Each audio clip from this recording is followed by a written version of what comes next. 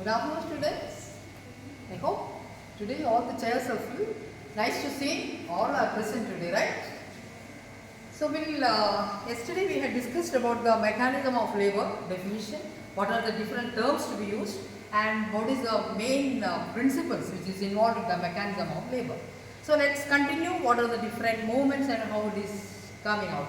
Once the theory classes are over, we will go for the practical session later. First, whenever you are telling about the mechanism of labor, you should remember that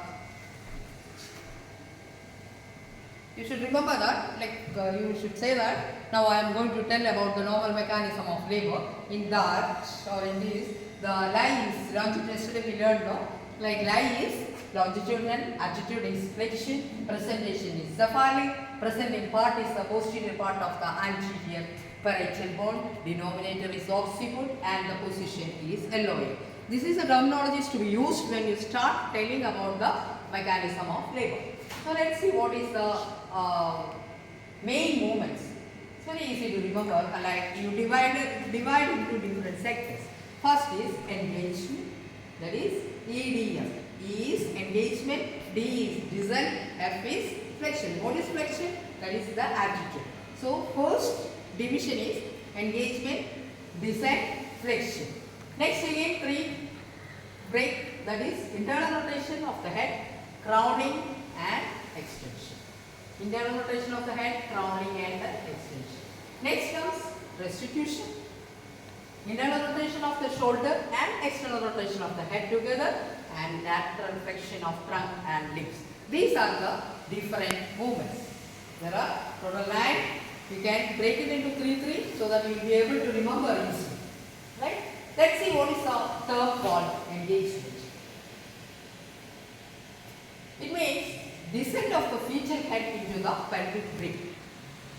Towards the end of the term, that is the third trimester, the engagement or the descent is so easily happens. The head is in the lower pole. The baby is about to come down. Right? So descent of the fetal head into the pelvic ring in left occipito anterior points the left iliopectineal eminence.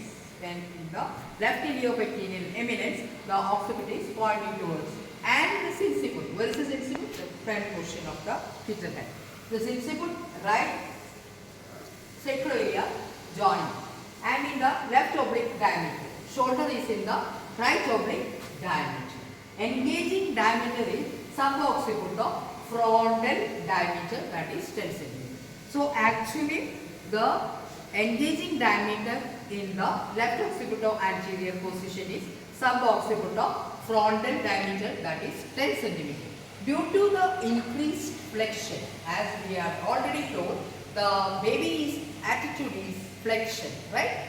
So due to the increased flexion, the diameter will be reduced, right?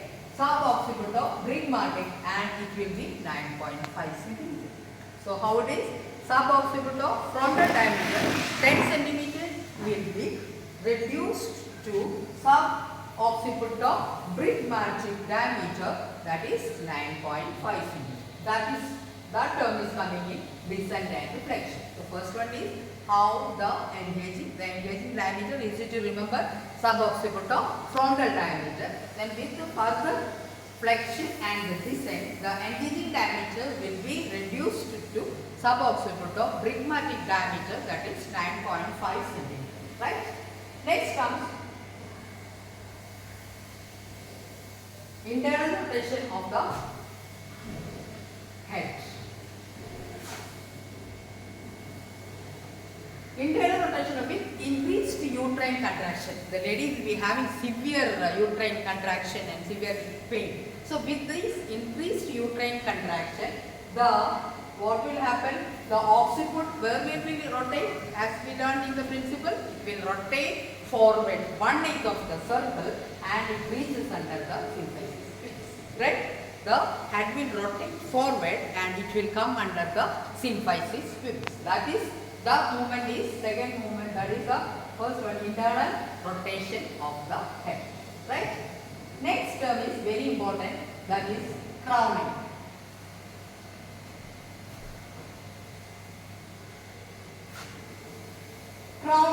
what is the meaning of crowning?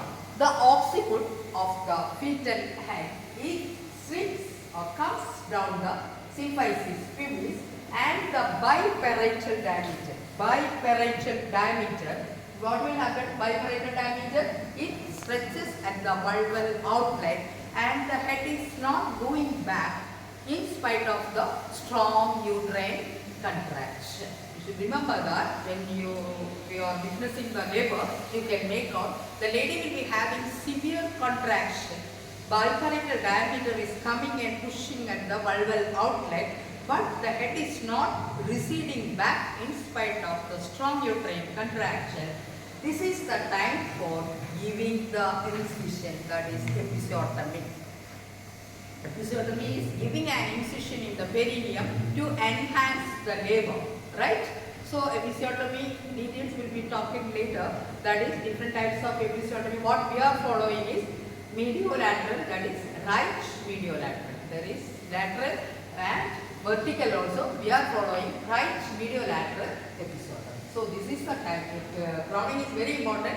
Stretching the vulval outlet, that is the biparental diameter, and that is the time for giving episiotomy. Next comes the extension. Now extension means the occiput escapes under the symphysis pubis and the sinciput, face and chin sweeps the perineum and the head is born by extension. The baby will be coming out and is sweeping and head is born by extension.